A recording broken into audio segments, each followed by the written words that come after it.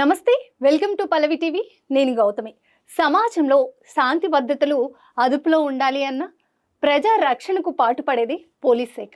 అలాంటి పోలీస్ శాఖలో పనిచేస్తున్న కింది స్థాయి అధికారుల నుంచి ఉన్నత అధికారుల వరకు ఎలాంటి సవాళ్ళు అధిగమిస్తారు, వారి పర్సనల్ లైఫ్ ఎలా ఉంటుంది, విధి నిర్వహణ ఒత్తిడిని ఎలా అధిగమిస్తారు, అసలు పోలీస్ శాఖలో ఎన్ని విభాగాలు ఉన్నాయి, ఇవన్నీ మనతో మాట్లాడడానికి రిటైర్డ్ ఆఫీసర్ సత్యనారాయణ గారు మనతో ఉన్నారు.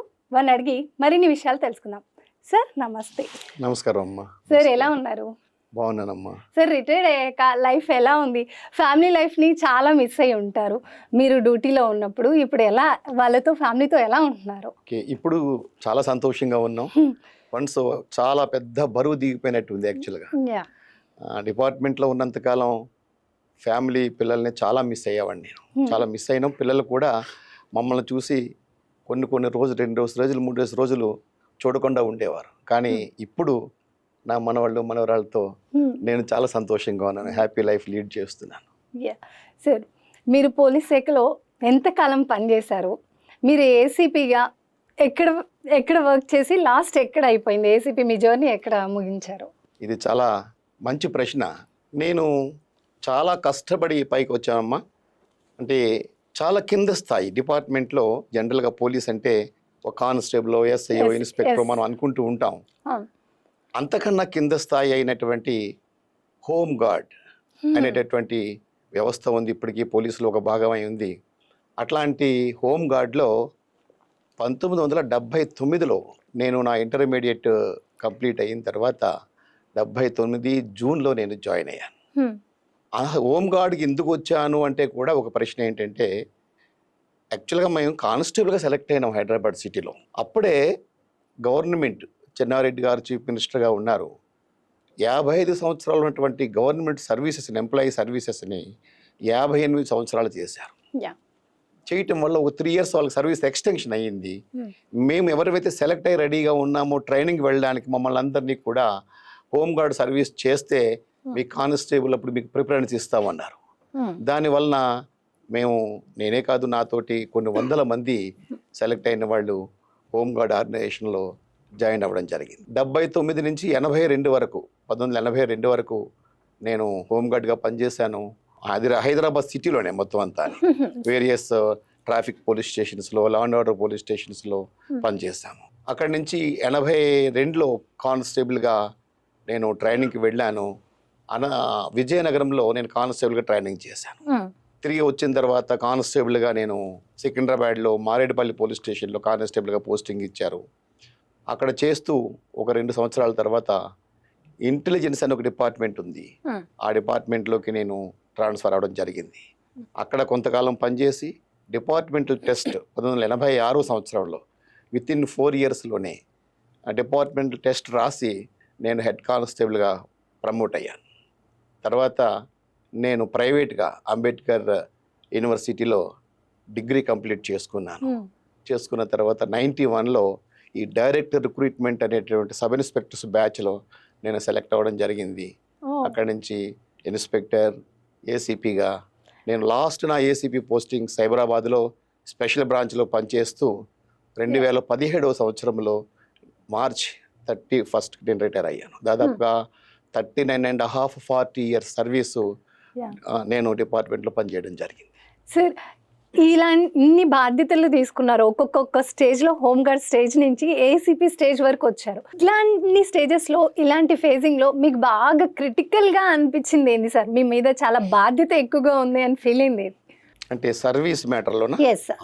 సర్వీస్ మ్యాటర్లో హోమ్ గార్డ్గా జనరల్గా పోలీస్ స్టేషన్లో ఆఫీసర్లు చెప్పే పనులు చేసుకుంటూ వెళతాం. అప్పుడు కానిస్టేబుల్, హెడ్ కానిస్టేబుల్ వరకు కూడా. ఇంకా అక్కడి నుంచి సాధారణంగా ఇన్వెస్టిగేషన్ అనేది బాధ్యత ఉంటుంది. ఇప్పుడు అసిస్టెంట్ సబ్ ఇన్స్పెక్టర్, కొంతమంది హెడ్ కానిస్టేబుల్స్ కూడా కేసెస్లో ఇన్వెస్టిగేషన్ చేస్తూ ఉంటారు. యాజ్ ఏ సబ్ ఇన్స్పెక్టర్గా, సర్కిల్ ఇన్స్పెక్టర్గా, అంటే సో మెనీ కేసెస్ చేస్తుంటాం. నంబర్ ఆఫ్ కేసెస్ చేసాము. చాలా క్రిటికల్ కేసులు ఉంటాయి. రాష్ట్రాలు దాటి, పరిధులు దాటి అరెస్ట్ చేసి తీసుకొచ్చిన కేసులు కూడా ఉంటాయి. ఇట్లాంటి కొన్ని కేసులు మేము బయటకు చెప్పలేని కేసులు కూడా ఉంటాయి చాలా.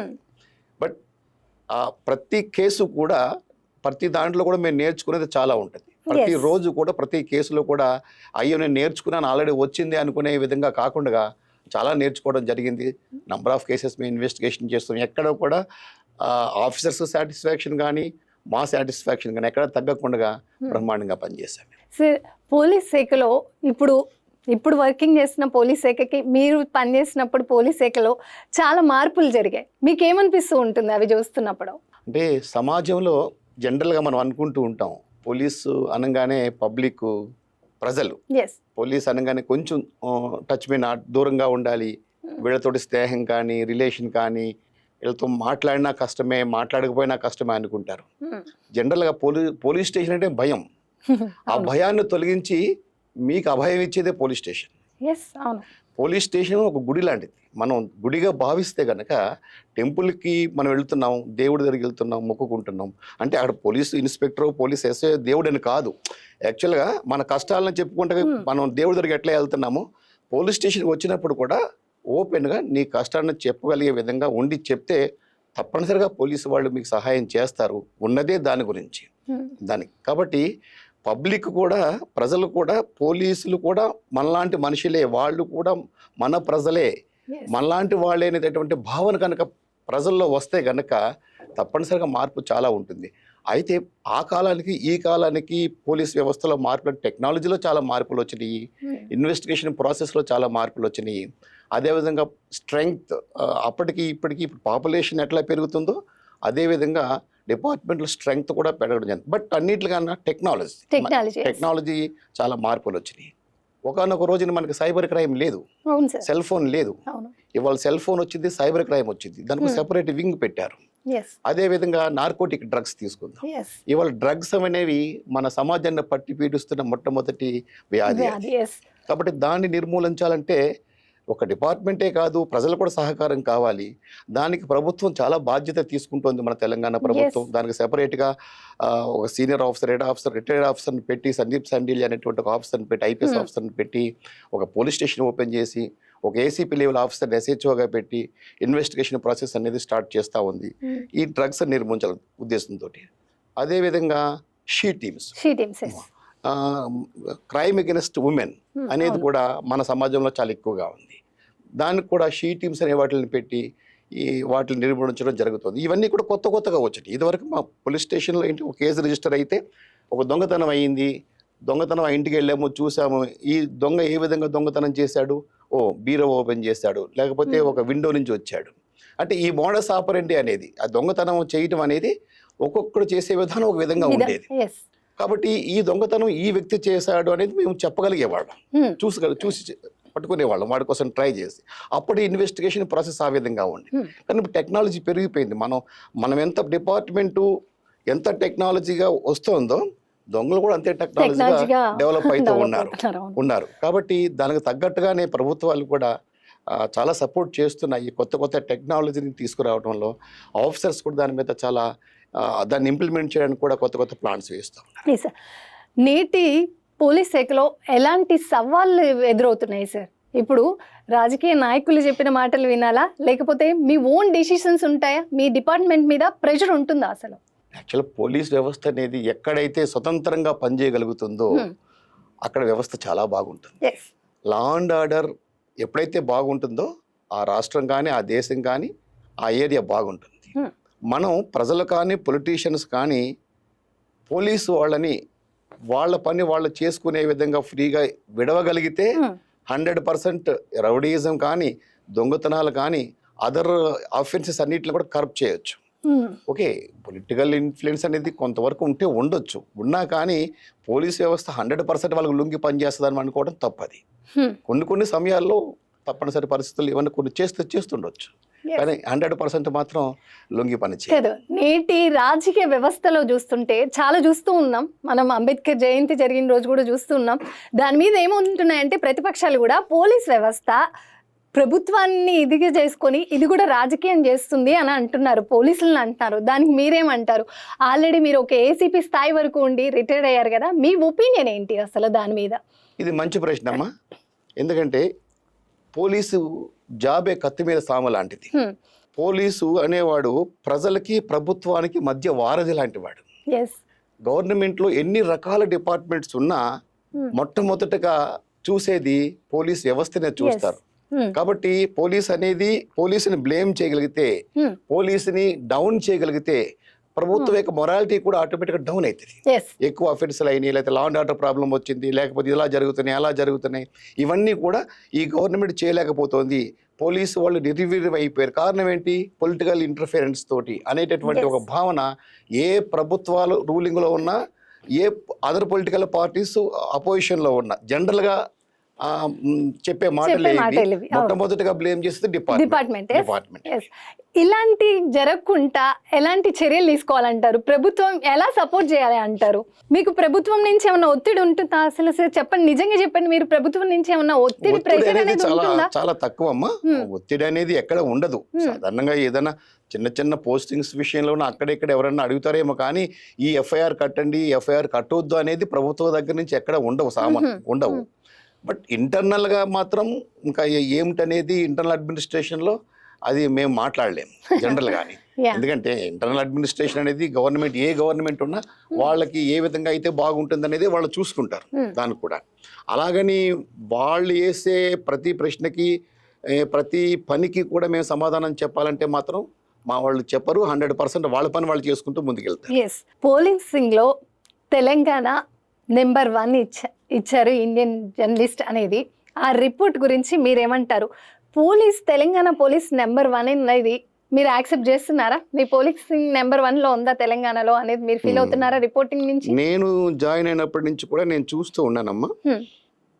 అప్పుడు కంబైన్డ్ స్టేట్లో కూడా మన ఆంధ్ర పోలీస్, అప్పట్లో ఆంధ్ర పోలీస్ ఫస్ట్గా ఉండేది. ఇన్వెస్టిగేషన్లో కానీ, ప్రజలతో రిలేషన్స్తో కానీ, ఏ విషయంలో కూడా చట్టాలను ఇంప్లిమెంట్ చేయడంలో 100% మన పోలీస్ వ్యవస్థ ముందే ఉంది. అదేవిధంగా తెలంగాణ ఏర్పడ్డ తర్వాత కూడా మన మొట్టమొదటి సీఎం గారు కేసీఆర్ గారు దాదాపుగా ఒక 400 కోట్ల రూపాయలు ఎట్ ఏ టైం పోలీస్ డిపార్ట్మెంట్కి శాంక్షన్ చేయడం జరిగింది.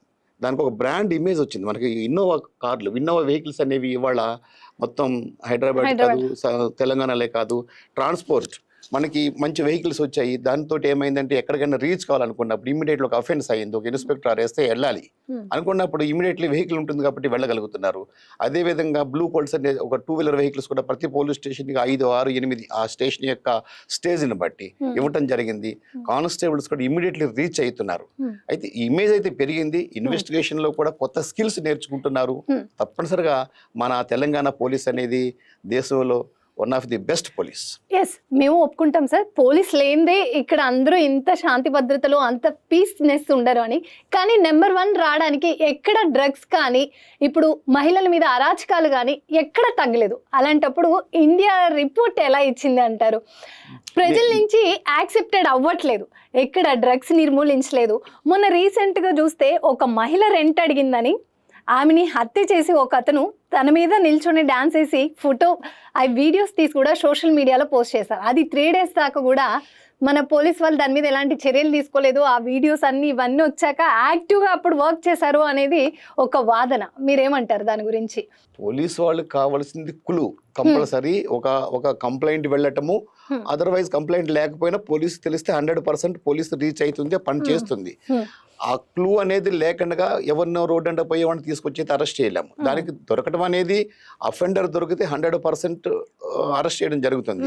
ఇకపోతే పోలీస్కి ఏదో రిపోర్ట్ ఇచ్చారని చెప్పారు. ఆ రిపోర్ట్ నేను చదవలేదు, కానీ బట్ అఫెన్సెస్ పరంగా చూస్తే పెరుగుతున్న పాపులేషను, జరుగుతున్నటువంటి సమాజంలో జరుగుతున్నటువంటి పరిస్థితులను బట్టి చూస్తే మాత్రం కంపారిటివ్లీ కేసెస్ ఆటోమేటిక్గా ఎవ్రీ ఇయర్ ఉంటాయి, కొంత పర్సెంటేజ్ పెరుగుతూ ఉంటుంది ఆటోమేటిక్గాని. అయితే 100% కరప్ట్ చేయటం అనేది ఇంపాసిబుల్. దానికి మెయిన్ కారణం ఏంటంటే ప్రజల దగ్గర నుంచే మార్పు రావాలి. మార్పు రావాలంటే ప్రజల్ని ఎక్కడి నుంచి తీసుకోవాలి, ఏ విధంగా చేయాలి, ఎందుకు అసలు ఇలా జరుగుతుంది అనేది ప్రభుత్వాలు చూడాల్సి ఉంటుంది. ఒక ముద్దాయిని మీరు విచారణ చేసేటప్పుడు ఎలాంటి కోణాల్లో విచారణ చేస్తారు? అసలు అలాంటి సైకో ఆఫ్ మెంటాలిటీ ఎలా జనాల్లో వస్తుంది? అసలు ఇది జరుగుతుంది అని తెలిసాక కఠిన చర్యలు తీసుకోవడం వల్ల మళ్ళీ 1-on-1 రిపీట్ అవుతుందా? ఇన్వెస్టిగేషన్ ఆర్ ఇంటరాగేషన్ లో చాలా మంది ప్రజలు ఏమనుకుంటారంటే పోలీస్ స్టేషన్ తీసుకెళ్తే కంపల్సరీ అతన్ని కొడతారు, థర్డ్ డిగ్రీ ఉపయోగిస్తారు అని అనుకుంటారు. మా డిపార్ట్మెంట్లో కూడా కొంతమంది కింద స్థాయి అధికారులు ఆ ఇన్ఫర్మేషన్ వాడి దగ్గర నుంచి తీసుకోవాలంటే వాడిని ఏదో విధంగా థర్డ్ డిగ్రీ ఉపయోగించి ఇన్ఫర్మేషన్ తీసుకుందాం అనుకునే వాళ్ళు కూడా ఉన్నారు. ఒక స్టేజ్లోను మార్పు వస్తూ ఉంది. అంటే ఎప్పుడైతే ఇన్వెస్టిగేషన్ స్కిల్స్ అనేవి పెరుగుతాయో, కొత్త కొత్త టెక్నాలజీస్ని ఉపయోగించుకుని ఇప్పుడు మాకు సైంటిఫిక్ ఎయిడ్స్ ఉంది, ఫోరెన్సిక్స్ ల్యాబ్లు ఉన్నాయి. మనం క్లూస్ అనేవి ఒక సీన్ ఆఫ్ అఫెన్స్లో దొరికినటువంటి క్లూస్ని కరెక్ట్గా కలెక్ట్ చేసి సైన్స్ ద్వారా వాటిని మనం పట్టుకుని చేయడం వల్ల చాలా కేసెస్ మనం డిటెక్ట్ చేయగలుగుతున్నాము. అంటే ఒక థర్డ్ డిగ్రీ ఉపయోగిస్తేనే ఇన్ఫర్మేషన్ వస్తుంది అనుకోవటం మాత్రం కరెక్ట్ కాదు. ఆ సిచ్యువేషన్ కూడా ఇప్పుడు లేదు. పోలీస్ స్టేషన్లో ఎవరైనా ఒక అఫెండర్ను కొట్టేటటువంటి రోజులు అయితే పోయినాయి చాలా వరకు. ఇప్పుడు చాలా తగ్గిపోయింది కొట్టడం అనేది. కాబట్టి 100% మార్పు వస్తుంది దాంట్లో. ఫ్యామిలీ లైఫ్ను, డ్యూటీని ఎలా బ్యాలెన్స్ చేసేవారు? మీ పోలీస్ శాఖలో వాళ్ళు అంటేనే పాపం ఒక న్యూ ఇయర్ వచ్చినా, ఒక ఫెస్టివల్ వచ్చినా మీకంటూ రెస్ట్ ఉండదు. మీ ఫ్యామిలీకి ఫెస్టివల్ టైం కూడా జరుపుకునే టైం ఉండదు మీకు. అలాంటి లైఫ్ని ఎలా బ్యాలెన్స్ చేసేవారు? అన్నిటికన్నా నేను ఈ విషయంలో నా భార్యను గుర్తు చేసుకుంటాను. నా బెటర్ హాఫ్. నిజంగా నేను కానిస్టేబుల్గా ఉన్న రోజుల్లో ఎప్పుడైనా తెల్లవారుజాము 2 గంటలకు 3 గంటలకు వెళ్ళాల్సి వస్తే పోలీస్ స్టేషన్కి, పాపం తను ఆ టైం కూడా లేచి మీరు హోటల్లో తినొద్దు, ఈ 2 చపాతీలు తీసుకెళ్ళండి, నేను చేసి పెడతాను అను ఆ టైంలో కూడా తను చేసి అంటే అంత ఇంట్రెస్ట్గా తన సపోర్ట్. మీరు అన్నారే ఫ్యామిలీ లైఫ్ అనేది, నిజంగా నా పిల్లలతో నాకు ఒక కుమారుడు, ఒక కుమార్తె.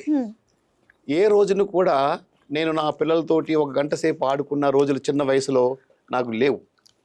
ఒకవేళ ఏదైనా టైం దొరికితే ఆ టైంలో మనకున్నటువంటి స్ట్రెస్ తోటి వాళ్ళని దగ్గర రానియకుండా ఏదో మన ప్రాబ్లమ్స్ తోటే అని అనుకునేవాళ్ళం.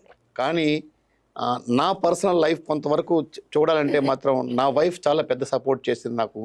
మ్యాక్సిమం టైం ఒకవేళ నేను పోలీస్ స్టేషన్లో ఉన్నానంటే పిల్లల్ని తను చదివించుకోవటం, తను చూసుకోవటం, స్కూల్కి తీసుకెళ్ళటం, తీసుకురావటం, వాళ్ళకి కావాల్సిన ఫెసిలిటీస్ అవన్నీ కూడా నా వైఫ్ సపోర్ట్ అయితే నాకు బాగుంది. కాబట్టి నా పిల్లలు ఇద్దరు బాగా చదువుకున్నారు. నా కొడుకు ఇవాళ ఐటీలో జాబ్ చేస్తున్నాడు. నా కుమార్తె యుఎస్ వెళ్ళి ఎంఎస్ చేసి తను యుఎస్లో సెటిల్ అయింది. ఫ్యామిలీ లైఫ్, ఉద్యోగాన్ని మీరు ఎట్లా బ్యాలెన్స్ చేయగలుగుతారు అనేది, ఆ బ్యాలెన్సింగ్ అనేది నిజంగానే ఒక ఫెస్టివల్, ఏ ఫెస్టివల్కి మేము ఇంట్లో ఉండం, ఏ ఫెస్టివల్ కూడా మేము చేసుకున్న రోజు లేదు. ఇంకా మాకు ప్రజలతో రోడ్డు మీద ఉన్నప్పుడు అదే ఫెస్టివల్ మాకు. వాళ్ళు చేసుకుంటుంటే వాళ్ళని చూసి ఆనందించటమే. మేము సెక్యూరిటీ ఇవ్వగలిగాం, ఈ ప్రాబ్లం జరగకుండా మేము ఆపగలిగాం అనుకున్నప్పుడు మాకు చాలా సంతోషంగా అనిపిస్తూ ఉంటుంది. కాబట్టి ఫ్యామిలీ లైఫ్ ఏదైతే ఈక్వల్గా ఫ్యామిలీ లైఫ్ని, డ్యూటీని ఈక్వల్ రేషియోలో చూసుకుంటూ ఏదైనా టైం దొరికితే పిల్లలతోటి కనుక కొంత టైంని స్పెండ్ చేయగలిగితే మాత్రం వాళ్ళు హ్యాపీగా ఉంటారు. నా పర్సనల్ లైఫ్ వచ్చేసరికి మాత్రం నేను చాలా చాలా జాగ్రత్తగా బ్యాలెన్స్ చేశాను. కానీ కొన్ని మిస్ అయ్యాను. చాలా ఫంక్షన్స్, ఫ్యామిలీ ఫంక్షన్స్ కానీ పిల్లలతో టైం ఇవ్వాల్సిన అటువంటి విషయాలు చాలా మిస్ అయ్యాను. కానీ ఇప్పుడు I'm very happy. I am playing with my grand childrens. ఆ హ్యాపీనెస్ మీ ఐస్లో తెలుస్తుంది. మీరు రిటైర్డ్ అయ్యాక ఎలా హ్యాపీగా ఉన్నారనేది మీ మాటల్లో తెలుస్తుంది. సార్, కమింగ్ జనరేషన్ ఇప్పుడు ఎవరైతే కొత్తగా వస్తున్నారో పోలీస్ శాఖలోకి, కొత్తగా జాయిన్ అయ్యే వారికి మీరేం సూచనలు చెప్తారో? ఎలాంటి జాగ్రత్తలు ఉంటే పోలీస్ శాఖ ఇంకా ఇంప్రూవ్ అవుతుంది? నాకు చాలా సంతోషకరమైన విషయం అమ్మా. నేను ఒక కానిస్టేబుల్గా సెలెక్ట్ అయినప్పుడు ఇంటర్మీడియట్ ఫెయిల్డ్ నేను యాక్చువల్గా. అప్పుడు తర్వాత నా అదర్ స్టడీస్ నేను కంటిన్యూ చేసుకున్నాను. డిపార్ట్మెంట్లోకి వచ్చిన తర్వాత ఇంటర్మీడియట్ చదువుకుంటేనే ఆ రోజుల్లో 79లో 1978-79-79-79లో అరే ఇంటర్మీడియట్ చదువుకున్నాడు, మంచి చదువు అన్నారు ఆ రోజుల్లో. రీసెంట్లీ నేను రిటైర్ అయిన తర్వాత నేను పోలీస్ ట్రైనింగ్ సెంటర్స్లో గెస్ట్ ఫ్యాకల్టీ కింద క్లాసెస్కి వెళ్తూ ఉంటాను, హెడ్ కానిస్టేబుల్స్ వాళ్ళకి. అయితే రీసెంట్లీ ఒక బ్యాచ్ కూడా ట్రైనింగ్ కంప్లీట్ అయ్యింది మేడ్చల్ ట్రైనింగ్ సెంటర్ నుంచి. ఆ బ్యాచ్లో చూస్తే ఒక క్లాస్ రూమ్లో 110 మంది పిల్లలుంటే నేను ఫస్ట్ డే వాళ్ళని అడిగాను, వెళ్ళంగానే దీంట్లో ఇంటర్మీడియట్ చదువుకున్న పిల్లలు ఎంతమంది ఉన్నారు అని. 2 ఉన్నారు అంతే. ఓకే, గ్రాడ్యుయేట్స్ ఒక 6-7 మంది లేచారు. రిమైనింగ్ అంతా పోస్ట్ గ్రాడ్యుయేషన్, బీటెక్, ఎల్ఎల్బి చేస్తున్న వాళ్ళు, ఇట్లాగా అంటే అంత మంచి స్టడీస్ చదువులు చదువుకుని డిపార్ట్మెంట్లోకి వస్తున్నారు అంటే చాలా Yes. సంతోషం నిజంగానే. వ్యవస్థలో చాలా మార్పు వస్తుంది. Yes. వస్తుంది. Hmm. కాబట్టి చదువు సంస్కారం నేర్పిస్తుంది, సభ్యతను నేర్పిస్తుంది. Yes. ఒక చదువు ఉంటేనే కాదు, Yeah. కానీ డిపార్ట్మెంట్లోకి వచ్చిన తర్వాత చాలా జాగ్రత్తలు తీసుకోవాల్సి వస్తుంది. మనం వేసే ప్రతి అడుగు కూడా ఇది కరెక్ట్గా స్టెప్ పడుతుందా, మనం ఎవరితో మాట్లాడుతున్నాము, ఏ విధమైన పనులు చేస్తున్నాము. ఎందుకంటే ఒక రోడ్డు సెంటర్లో నిలబడ్డప్పుడు ఒక పోలీస్ కానిస్టేబుల్ని 1,00,000 మంది చూస్తారు, అవును. ఆ రోడ్లో వెళ్ళినటువంటి కమ్యూటర్స్ అందరూ కూడా. కానీ ఆ కానిస్టేబుల్ ఒక్కడిని కూడా గుర్తుపెట్టుకోలేడు, Yes. ఎందుకంటే తన తన డ్యూటీలో తను డ్యూటీలో ఉంటాడు. తను ఉంటారు. కాబట్టి ఈ Yes. కానిస్టేబుల్ ఏం చేస్తున్నాడు అనేది ఇంతమంది వాచ్ చేస్తూ Yes. ఉంటారు. కాబట్టి ఆ ఒక్క కానిస్టేబుల్ తోటి డిపార్ట్మెంట్ వాల్యూస్ పెరుగుతాయి. కాబట్టి వేసే ప్రతి అడుగు కూడా జాగ్రత్తగా వేయాలి, జాగ్రత్తగా చేసుకోవాలి ఉద్యోగాలు. Yes. పోలీస్కి ప్రజలకి ఎలాంటి సంబంధం ఉండాలి? పోలీసులు అంటే ఎవరమ్మా? సమాజంలో ఒకరు. సమాజంలో మనలాంటి వాళ్ళే కదా. ఆ డెసిగ్నేషన్ వచ్చేటప్పటికి ప్రజల్లో తెలియని భయం, మీరేదైతే అన్నారో అదొక గుడి అలా భావించాలి అని. కానీ పోలీసులు కూడా అదే తీరుగా ప్రజల పట్ల ప్రవర్తిస్తే బాగుంటుంది అనేది.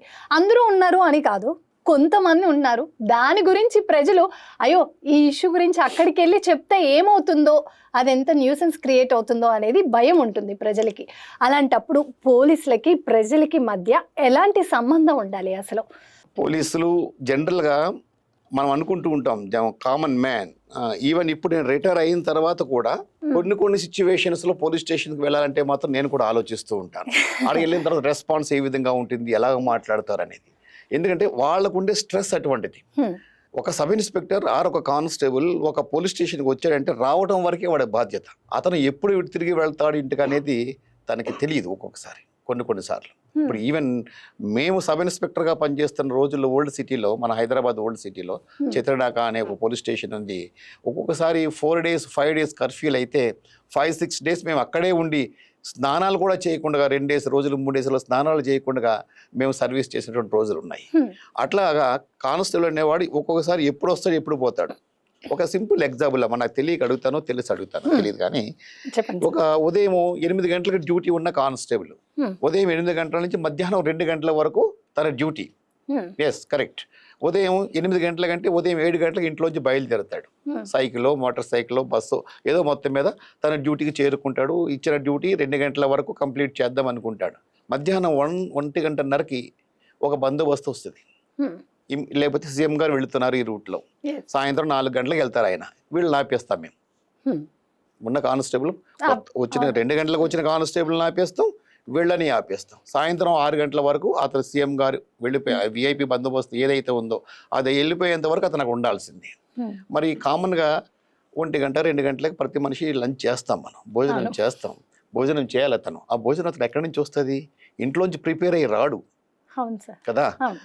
తన జేబులో 200 పెట్టుకుని రాడు, ఎందుకంటే తన హోటల్లో భోజనం చేయాలనే విషయం తనకు తెలియదు జనరల్. కానీ ఈ సిచ్యువేషన్లో జనరల్గా అంటే నేను చాలాసార్లు చూశాను, ఒక కానిస్టేబుల్ పోయి హోటల్లో భోజనం చేస్తున్నాయంటే పబ్లిక్ ఏమనుకుంటున్నారు, వాడు ఫ్రీ తినేసి వెళ్ళిపోతున్నాడు. అది తప్పది, అది కరెక్ట్ కాదు. ఏమో పూర్వం రోజులు ఏమైందో వాటి గురించి నేను కామెంట్ చేయలేను, కానీ ఇప్పుడున్న సిచ్యువేషన్లో మాత్రం అందరూ కూడా చాలా హ్యాపీగా కష్టపడి పనిచేస్తున్నారు. వాళ్ళ డబ్బులు వాళ్ళు పే చేస్తున్నారు. హోటల్కి వెళ్ళి తిని వెళ్ళిపోవడం అనేది లేదు. కానీ మీరు అన్నారే, ఇప్పుడు ఇట్లాంటి కనుక ప్రజలు చూసినప్పుడు ప్రజల దృష్టిలో ఏమనుకుంటున్నారు, డిపార్ట్మెంట్ వాల్యూస్ ఆటోమేటిక్గా డౌన్ అవుతున్నాయి. ఎస్, ఒక 12 hours 6 hours చేయాల్సిన జాబ్ని 12 hours చేస్తారు. 12 hours నుంచి 18 hours 24 hours చేసిన తర్వాత అతని మైండ్ సెట్ ఎట్లా ఉంటుంది, అతని మీద ఎటువంటి స్ట్రెస్ ఉంటుంది. తనకు వైఫ్ ఉంది, పిల్లలు ఉన్నారు, ఇంటికి వెళ్ళాలి, చూడలేదు. ఈ 24 hours అతను ఏ విధంగా బిహేవ్ చేస్తాడు, అతను ఏ విధంగా ఆలోచిస్తాడు, కామన్ మ్యాన్ ఏమనుకుంటాడు. కాబట్టి ఇది కూడా మనం అర్థం చేసుకోవాలి. ఇప్పుడు మాకు ఉన్నటువంటి లిమిటెడ్ ఫోర్స్లో ఒక్కొక్కసారి మేజర్ ఇష్యూస్ అవుతూ ఉంటాయి. ఆ లిమిటెడ్ ఫోర్స్ తోటి మేము ఉన్నదాన్ని మేము డ్యూటీస్ చేసుకోవాల్సి వస్తుంది. ప్రజలకి ఏముంది, కామన్గా వస్తూ ఉంటారు, పోతూ ఉంటారు. పోలీసు ఎప్పుడు వచ్చాడు అనేది వాడికి అనవసరం. పిలవంగానే పోలీసు రాలేదు, ఎందుకు రాలేదు అనేది తర్వాత విషయం. తనకు కావాల్సింది అంటే మనం డిపార్ట్మెంట్ నుంచి ఎక్కువ ఎక్స్పెక్ట్ చేస్తున్నాం. అదేవిధంగా ఎక్స్పెక్ట్ చేస్తున్నప్పుడు వాళ్ళకు ఉన్నటువంటి ఫెసిలిటీస్ ఏంటి, వాళ్ళు ఎంతవరకు చేయగలుగుతున్నారు అనేది. సరే, ప్రజలు ఆ విధంగా ఆలోచించకపోవచ్చు, ప్రభుత్వాలు అయితే మాత్రం ఆలోచించాలి కంపల్సరీ. ఆలోచించి వాళ్ళకి వీక్లీ హాఫ్ అనో లేకపోతే సంథింగ్ ఏదో ఒక వీక్లీ ఒక రోజు రెస్ట్ దొరికితే బాగుంటుంది. మీ పోలీస్ శాఖలో వీక్లీ ఆఫ్స్ ఏమి ఉండవా సార్? ఉన్నాయి, ఇస్తున్నారు. Yeah. ఇస్తున్నారు అంటే కొన్ని సమయాల్లో ఇప్పుడు 15 రోజులు 20 రోజులు కంటిన్యూ ఉద్యోగాలు చేసిన రోజులు చాలా ఉన్నాయి. ఇప్పుడు అటువంటి సిచ్యువేషన్ లో కష్టం అయిపోతుంది చాలా. మీరు అలాంటి సిచ్యువేషన్స్ ఫేస్ చేశారా? ఫ్యామిలీకి 24 అవర్స్ ఓల్డ్ సిటీలో మేము చాలా ఫేస్ చేసాము అటువంటివి. అప్పట్లో కర్ఫ్యూస్ బాగా అయ్యేవి, ఇప్పుడంటే కర్ఫ్యూస్ లేవు. కాబట్టి నెలల తరబడి కర్ఫ్యూస్ అయిన రోజులు కూడా ఉన్నాయి, నెలల తరబడి ఇంటికి వెళ్లకుండా పనిచేసిన రోజులు కూడా ఉన్నాయి. ఎందుకు ఇప్పుడు గణేష్ నిమజ్జనం వస్తుంది, గణేష్ నిమజ్జనం వస్తే ఇప్పుడంటే స్ట్రెంగ్త్ పెరిగింది పోలీస్ స్టేషన్స్ లో, అప్పట్లో స్ట్రెంగ్త్ తక్కువ ఉండేది మాకు. మేము 2-3 సబ్ ఇన్స్పెక్టర్స్ మొత్తం ఏరియా చూసుకోవాల్సి వచ్చేది. కాబట్టి ఆ ఇమర్షన్స్ అవుతున్నాయి. ఆ 5th day 7th day 9th day 11th day ఆ ఇమర్షన్స్ అని కంప్లీట్ చేసుకోవటం, ఆ టైంకి విగ్రహాలను తీయటం. అందులో మన సిటీ సంగతి మీకు తెలుసు, కమ్యూనల్ ఇష్యూస్ ఏ చిన్నదైనా కమ్యూనల్కి వెళ్ళిపోతుంది. దాన్ని బేస్ కాకుండా చూడాలంటే మాత్రం ప్రతిరోజు ప్రతి నిమిషం చాలా కష్టపడి పనిచేయాల్సి వస్తుంది. సార్ మీరు ఓల్డ్ సిటీలో వర్క్ చేశాను అన్నారు కాబట్టి ఈ క్వశ్చన్ సార్, ఓల్డ్ సిటీలో ఒకప్పుడు షాప్స్ తెరవాలంటేనే చాలా భయపడేవారు. ఎవరైనా మిడిల్ క్లాస్ వాళ్ళు వెళ్ళి కొత్తగా షాప్ పెట్టుకోవాలి అంటే చాలా గొడవలు అవుతాయి, ఆ ఓల్డ్ సిటీకి ఎందుకు అనే ఆలోచన ఉండేది. ఇప్పుడు మా మిడిల్ క్లాస్ పీపుల్ కానీ ఎవరైనా సరే ఈజీగా వెళ్ళి షాపులు పెట్టుకోగలుగుతున్నారు. అప్పటికి ఇప్పటికి ఏంటి అసలు తేడా? షాపుల సంగతి అంటే అది అంత నాకు కరెక్ట్గా చెప్పలేం కానీ, బట్ మార్పు అనేది చాలా వచ్చేసింది. ఇప్పుడు ఓల్డ్ సిటీలో, ఇప్పుడు ఓల్డ్ సిటీ కాదు, ఓల్డ్ సిటీ కదా, చాలా బాగా డెవలప్ అవుతుంది. స్ట్రీట్స్ కానీ, మెట్రో ట్రైన్ కానీ, ఇప్పుడు చార్మినార్ చుట్టుపక్కలంతా కూడా ఎటువంటి వెహికల్స్ లేకుండా నో వెహికల్ జోన్ చేసేసారు. మంచి బిజినెస్ సెంటర్ అయింది అది కూడా. నంబర్ ఆఫ్ పీపుల్ ఫారినర్స్ వస్తుంటారు ఆ మసీద్ దగ్గర కానీ, మక్కా మసీద్ దగ్గర కానీ చూసుకోవడానికి. తర్వాత అదేవిధంగా చార్మినార్ కూడా చూడడానికి చాలా మంది వస్తూ ఉంటారు. అప్పుడు ఓల్డ్ సిటీ అంటే అప్పటికి ఇప్పటికి చాలా మార్పు వచ్చింది. ఈ బిజినెస్ పాయింట్ ఆఫ్ వ్యూలో నేను చెప్పలేకపోవచ్చేమో కానీ చాలా మార్పు వచ్చింది. ఇప్పుడు ఓల్డ్ సిటీ అనేటటువంటి పెద్ద భావన లేదు, మనం అంటున్నాం అంతే ఓల్డ్ సిటీ అంతవరకు. సార్ పోలీస్ శాఖలో ఎన్ని విభాగాలు ఉన్నాయి అసలు? చాలా మందికి తెలియదమ్మా. పోలీస్ అంటే కాకి యూనిఫార్మ్ వేసుకుంటేనే పోలీసింగ్ అనేది అనుకుంటూ ఉంటారు. మరి ట్రాఫిక్ వెరీ ఇంపార్టెంట్, అది వైట్ యూనిఫామ్ వైట్ షర్ట్ వేసుకుంటున్నాం కాబట్టి అది కూడా ఒక ఇంపార్టెంట్ రోల్ ప్లే చేస్తుంది. జనరల్గా ఏదో కనిపించే 3 సింహాలు కనపడిన వాడే 4వ సింహం పోలీస్ అనేది సినిమా డైలాగ్ ఉంది.